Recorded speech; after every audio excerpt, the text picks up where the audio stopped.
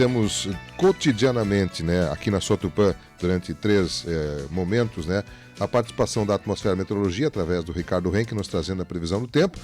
E pontualmente, em alguns momentos, inclusive a gente faz alguma entrevista com ele, não só um boletim, mas uma entrevista para a gente falar sobre essa questão do clima. Normalmente a gente faz isso pontualmente nas mudanças de estação, como fizemos no início do verão, né, aqui nessa programação, mas também agora nesse período de extrema estiagem, a gente tem conversado com mais intensidade. E uma das plataformas que nos atende, que nos dá subsídio, que nos dá informação, é a estação meteorológica do Instituto Nacional de Meteorologia, a estação remota que eles têm aqui em Tupã-Siretã, numa parceria aí com a cooperativa Agropã, que está ali colocado. Por um período, inclusive, ela esteve sem transmitir os dados, né? Depois foi recuperada essa informação. E nesse período que não estava nos transmitindo dados, a gente entrou em contato com o Distrito de Meteorologia de Porto Alegre, mais precisamente com o coordenador do distrito, né, o Marcelo Schneider, que rapidamente providenciou e foi solucionada essa questão. E aí, conversando com ele, eu convidei-o para nos dar uma entrevista com relação às atividades que o Distrito de Meteorologia realiza, né? Ele tem sede em Porto Alegre, ali no Jardim Botânico, mas que abrange toda a região sul, o Rio Grande do Sul, Santa Catarina e Paraná, e hoje é coordenado pelo Marcelo. E das suas estações remotas que tem pelo interior dessa região, inclusive aqui em Tupã-Siretã, né, a estação do IMET. O Marcelo, que é gaúcho, é de São Leopoldo, né, é graduado pela Universidade de Pelotas em Ciências Atmosféricas, né? É doutor em Ciências Ambientais pela USP, é especialista meteorológico pelo Instituto lá de Washington, né, nos Estados Unidos, o NOAA. Trabalhou como previsor do IMET, né, nas unidades do IMET em São Paulo, foi coordenador do distrito, né, que abrange São Paulo e Mato Grosso do Sul, e atualmente coordena o Distrito de Meteorologia de Porto Alegre, né, que, como eu falei, abrange a região sul, Santa Catarina, Paraná e Rio Grande do Sul. Eu tinha sempre o hábito de chamar de 8º Distrito de Meteorologia, me parece que esse não é mais o nome oficial, agora é Distrito de Meteorologia de Porto Alegre. Mas vamos conversar com o Marcelo e tirar algumas dúvidas com relação a essas questões. Marcelo Schneider, bom dia, como é que está? Tudo bem, Marcelo? Eu que agradeço. Muito bom dia para vocês, toda a população de Tupã-Siretã, esse norte-noroeste gaúcho. Obrigado pelo convite. Vai também um abraço lá para o Ricardo, que foi, curiosidade, colega nosso lá do IMET. Ele trabalhou um tempo lá em Brasília e depois, claro, foi desenvolver suas atividades. Bom, como tu falou, eu fiquei um tempo bastante fora, desde o 2006. A gente trabalhou lá em São Paulo, no distrito, 7º distrito na época. E do ano passado para cá, de julho, a gente retornou a Porto Alegre. Então, eventualmente, vocês devem ter tido contato aqui com o Solismar Prestes, que é o então coordenador. Ele continua aqui. Aliás, ele e o Custódio, na parte da equipe que ajudou a fazer essa conexão com vocês da instalação da bateria, né? Uhum. A gente agradece também essa parceria, porque é muito útil. Para ter uma curiosidade, nós temos cerca aí de 100 estações, 90 e poucas estações automáticas, similar a essa que tem em Tupã-Siretã. Ela transmite os dados para o público entender via satélite, né? E lá no portal do IMET, tu pode pegar esses dados de hora em hora, registra, além da chuva, que é tão importante para o agricultor, registra a temperatura, a umidade, o vento, pressão atmosférica, a radiação solar, o ponto de orvalho, enfim, são diversas variáveis atmosféricas que dão essa ajuda grande para o meteorologista não só fazer a previsão, mas também entram para os dados climáticos, né, para a gente fazer esse monitoramento e as projeções. O agricultor hoje em dia também tem outros aparelhos, né, estações aí também amadoras que ajudam também a coleta dos dados, os pluviômetros, né, que há décadas, né, que o agricultor também tem, mas assim de forma padrão oficial, com regras da Organização Meteorológica Mundial. Essa estação em Tupã-Siretã nos auxilia muito. E com base nela, nós tomamos muitas decisões de avisos de curto prazo para ver se vai ter uma tempestade mais forte. A gente olha, claro, os satélites, os radares, os modelos de computador, mas para tu geralmente tomar uma decisão se vai ser uma chuva muito forte, uma tempestade à tarde, o meteorologista ele olha os indicadores, como temperatura do ar, a umidade, a direção do vento, a pressão atmosférica, todas essas variáveis que o meteorologista às vezes não conta assim, para o público, mas que fazem parte do nosso dia a dia para emitir uma decisão. Então, além disso, quero agradecer também ao nosso colega, que foi o Everton, daqui da CEOMA, que entrou em contato com vocês e rapidamente a gente conseguiu solucionar. Então, esse foi um caso muito importante, porque essas estações, ainda mais no período de estiagem severo que a gente teve esses 2, 3 anos, elas fora do ar, elas complicam bastante. Então, ela ficando aqui ininterrupta, a gente volta a ter essas informações e aí no mapa,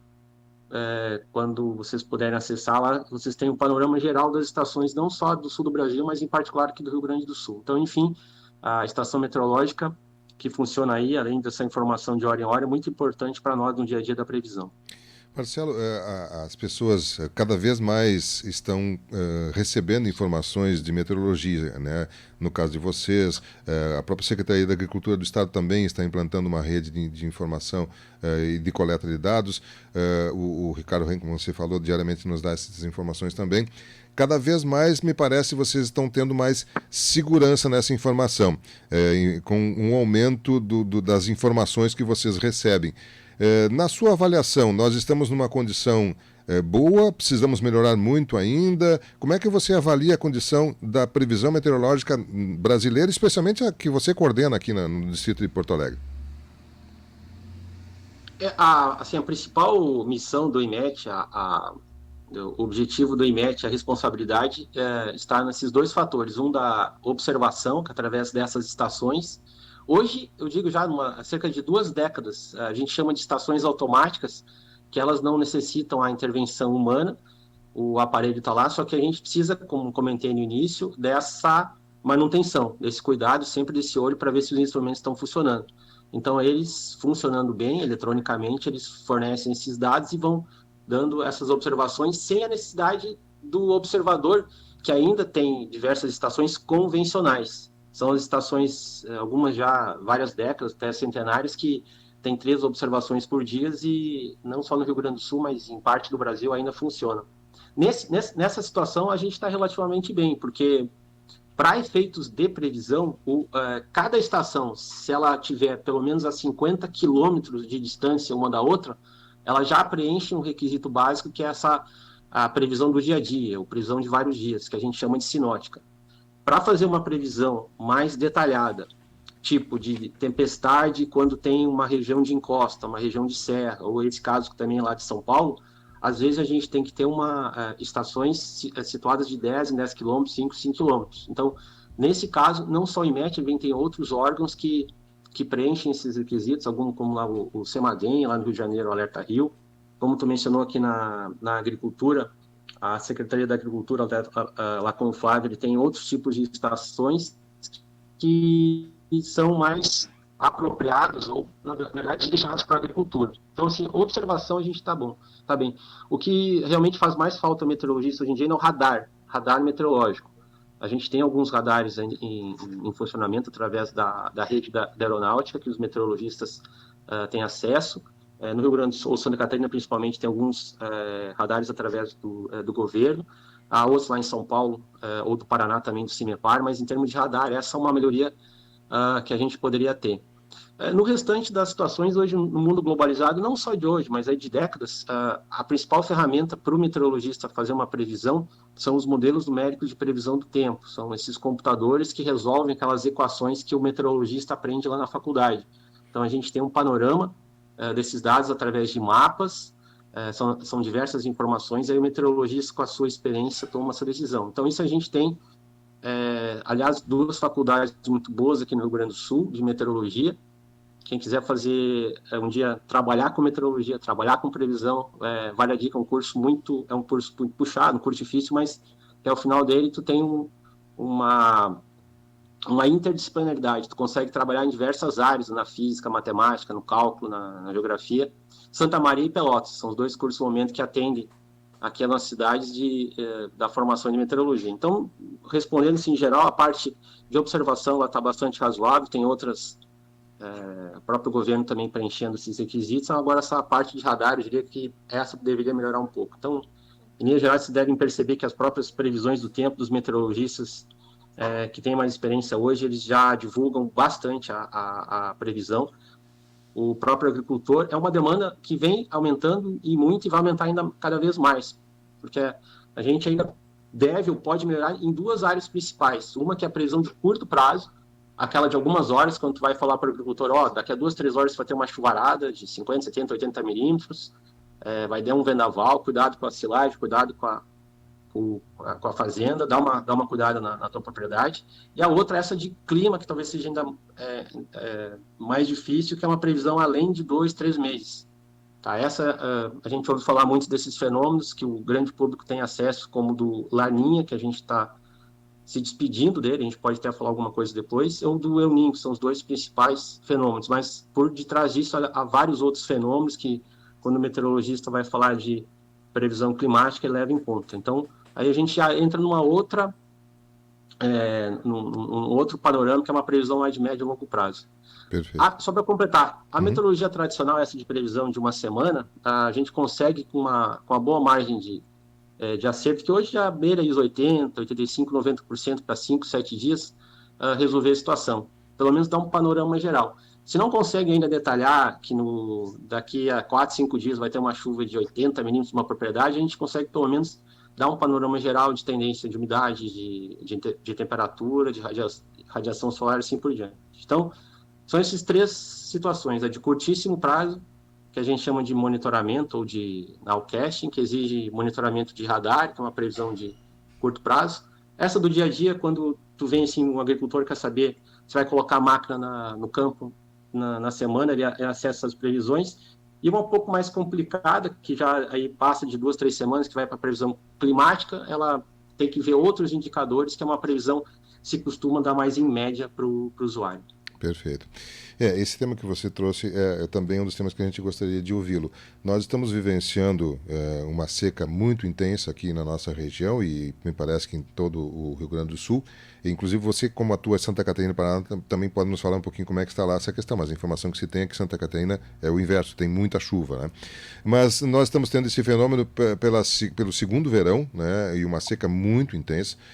Já se falava que haveria chuvas abaixo da média, era a maioria das previsões era nesse sentido, mas foi muito abaixo, né, e nos preocupa muito grande, né, uma perda significativa. Há pouco nós ouvimos aí o presidente da FECOAGRO falando sobre perdas consolidadas no milho de mais de 50%, soja ao redor de 30% a 40%, né, e uma expectativa, ele até comentava durante a entrevista agora há pouco, de que parece que está mudando essa questão, né, estamos tendo chuvas pontuais, a gente chama de chuva de manga de verão, ou pancadas esparsas aqui na nossa região com mais constância, né, nesses últimos dias, e isso pode mudar daqui para frente. Qual é a visão que você tem, Marcelo, com relação a este fenômeno da estiagem aqui conosco? O que motivou ele? Por que tão constante? Nós tínhamos seca assim 1 ano, depois passava 3, 4, 5 anos sem ter seca, agora nós tivemos 2 consecutivos.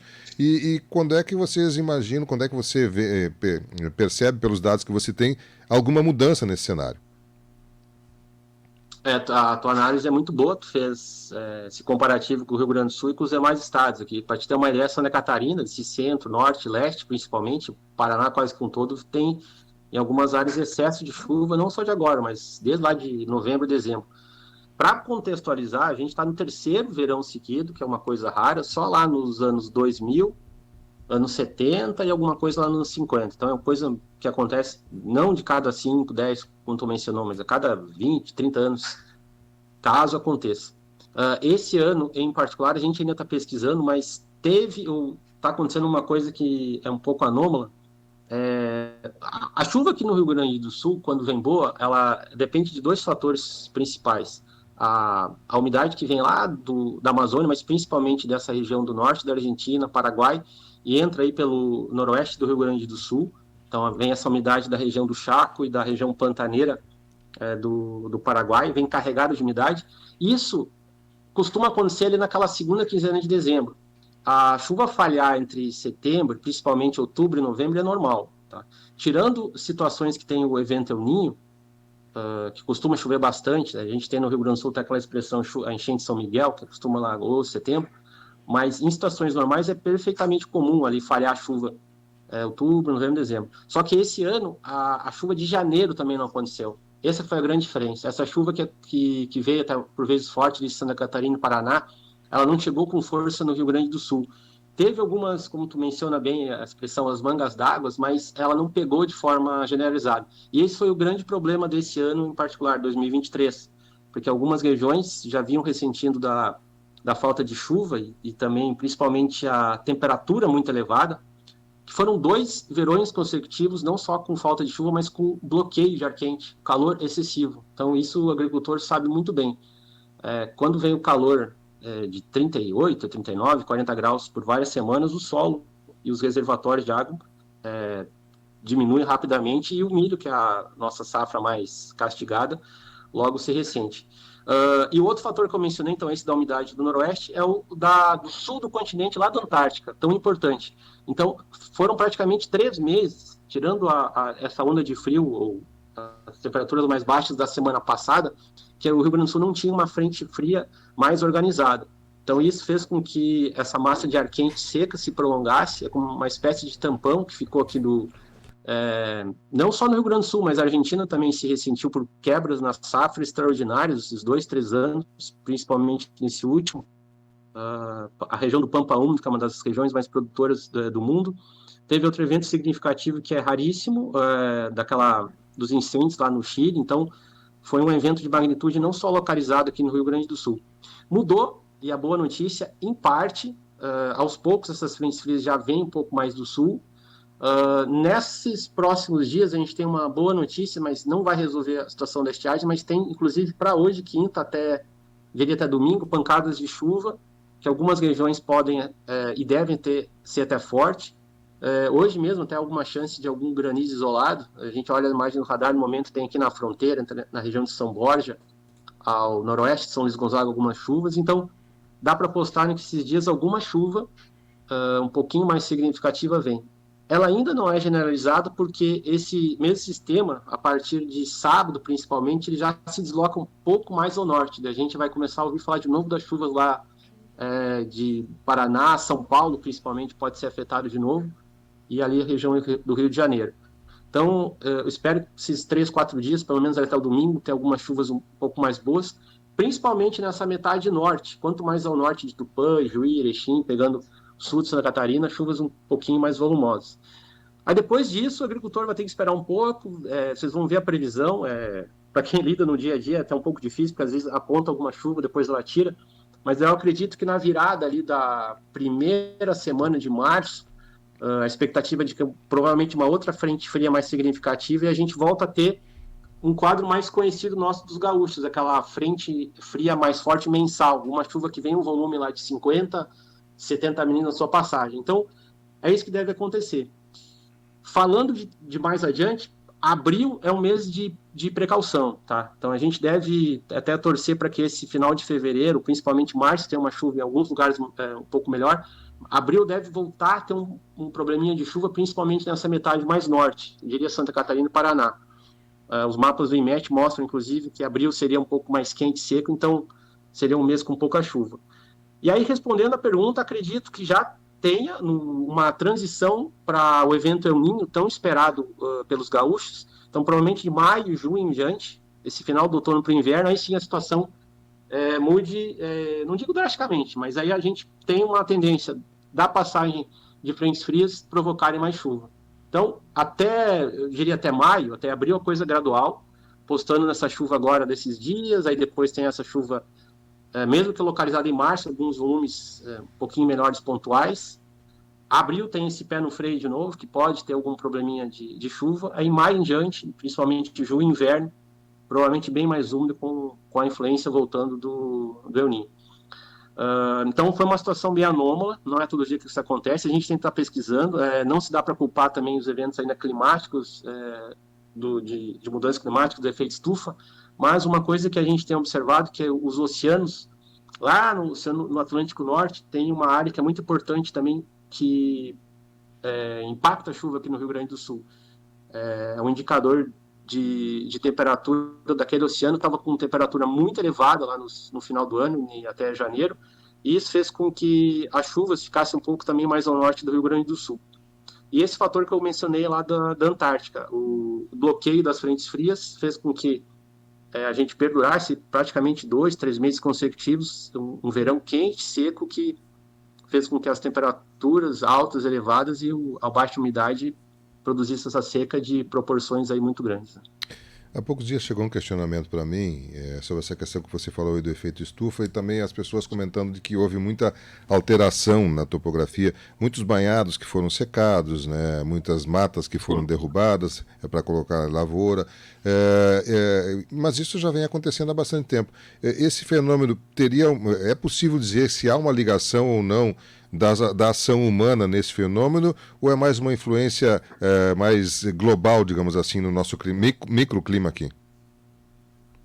Não, com certeza pode ter, mas o nível de impacto de atuação das mudanças climáticas ainda a gente não consegue dizer.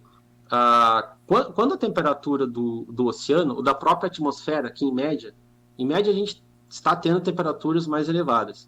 Só que isso não quer dizer que nós tenhamos, eventualmente, essas ondas de frio, como tem acontecido nesses últimos 2 anos, né?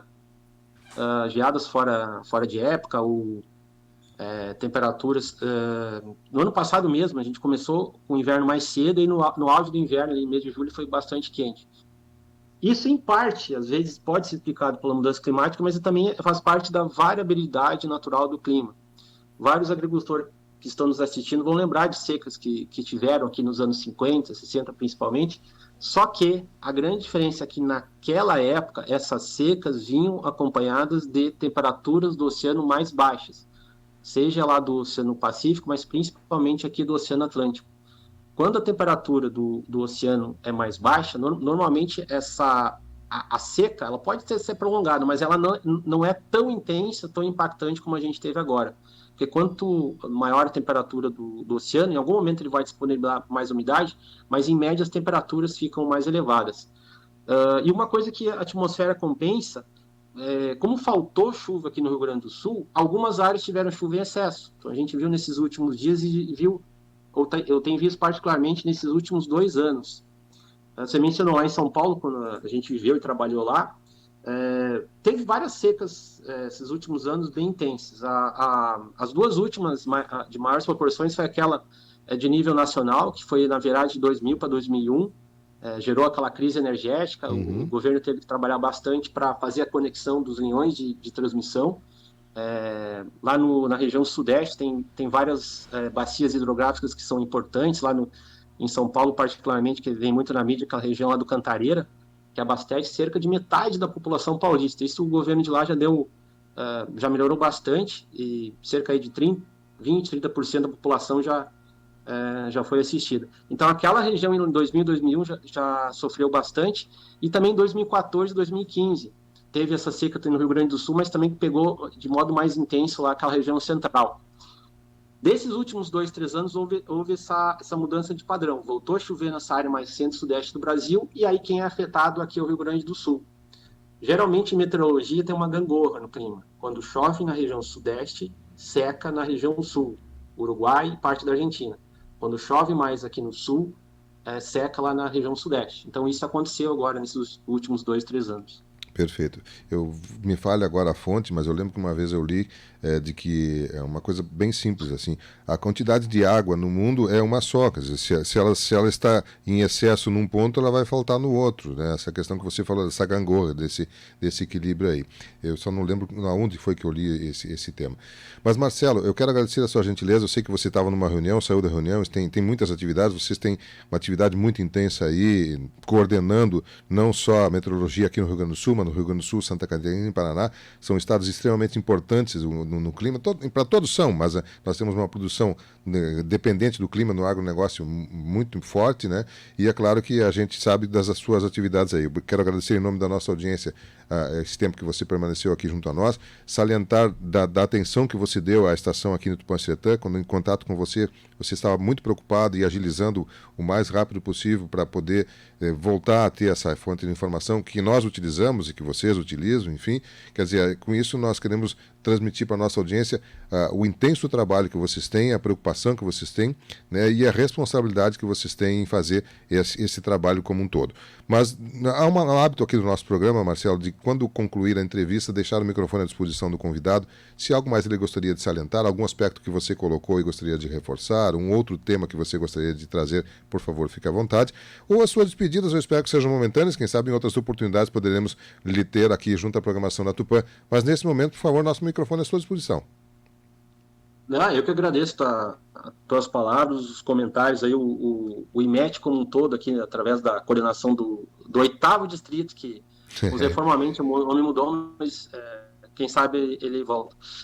Então, essas considerações finais, eu agradeço isso que ele falou. Eu acho que tem uma palavra, cultura meteorológica. Tá? Quando a gente passa essa informação, o agricultor, e tem acesso a esses dados, vocês valorizam a importância da estação, eu acho que aí é uma coisa atendida. A gente se sente muito satisfeito, é sinal de que a meteorologia é importante. A gente sabe que a gente está em uma transição de governo, a gente tem várias expectativas aqui durante o ano. Como mencionei lá no início, o IMET tem algumas atividades, responsabilidades que não pode fugir. Uma dessas é essa das estações, a outra da previsão do tempo. E como dica final, fica até para o público que está aí hoje em dia no computador e no celular, acessar os canais do IMET, que tem o portal do IMET, estou colocando no buscador, tu vai entrar lá na página, no portal do IMET. Aí, para quem gosta também de meteorologia, tem as imagens de satélite, tem os próprios dados das estações, que tu pode acessar lá através da busca, não só aí de Tupã, mas de diversos do Rio Grande do Sul. Tem um link que é bem interessante, Mapas em MET, tá? No buscador também, grava isso, Mapas em MET. É bem útil. E no celular funciona muito bem.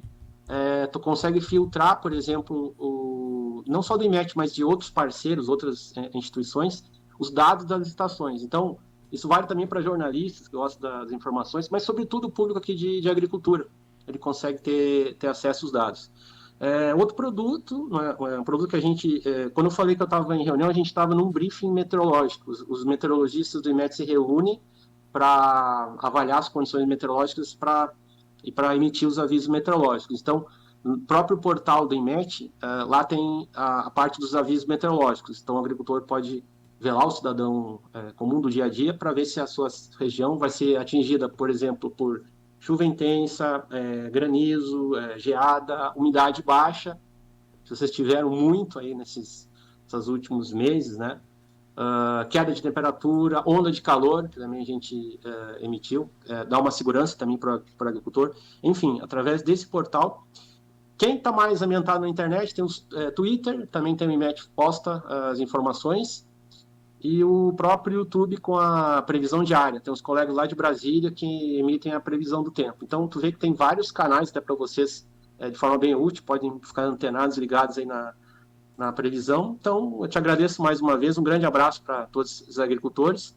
E lembrando, até a curiosidade, hoje tem a visita, né, do ministerial, até do presidente, né, lá no sul do estado, em Ulha Negra. Então, para te ver a atenção que o próprio governo federal está dando aqui aos gaúchos, infelizmente, na situação tão crítica da seca. Mas vamos torcer que pelo menos amenize nos próximos dias e tenhamos boas notícias. E, por fim, a gente fica à disposição, tá, que é através do IMET, para uma próxima dúvida, uma próxima entrevista. Um grande abraço a todos e um bom dia. O ouvinte Felipe Teixeira está colocando aqui, Miguel, aqui no sul está mais quente do que no Mato Grosso, né? Aquilo que você estava falando, Marcelo, né? Nós estamos com calor fora do padrão, né? Lá no Mato Grosso, a época mais quente, na verdade, é setembro, outubro e início de novembro. Lá depois começa mais úmido por causa da nebulosidade. Curiosidade, aqui em Porto Alegre eles até chamam a capital carinhosamente Forno Alegre, né? Então, o verão aqui é clássico por ter semanas aí com temperatura beirando os 40 graus. Isso é como a gente falou no início, a climatologia e a região geográfica. A gente é atingido tanto pelo calor que vem do norte e pelo frio que vem do sul. No verão, como as frentes frias são menos frequentes, não dá outra. Se tem um tempo seco, 1, 2, 3 semanas já vem essa temperatura mais elevada. Perfeito. Aliás, você está numa região privilegiada. É no Jardim Botânico, né, o escritório de vocês? Exatamente, a gente fica entranhado aqui. Os nossos vizinhos são o Jardim Botânico, tá? E literalmente tem um mato, uma vegetação bem grande aqui no arredor. Atrás a PUC, para quem conhece aqui, fizeram umas novas obras, tem o Hospital da PUC.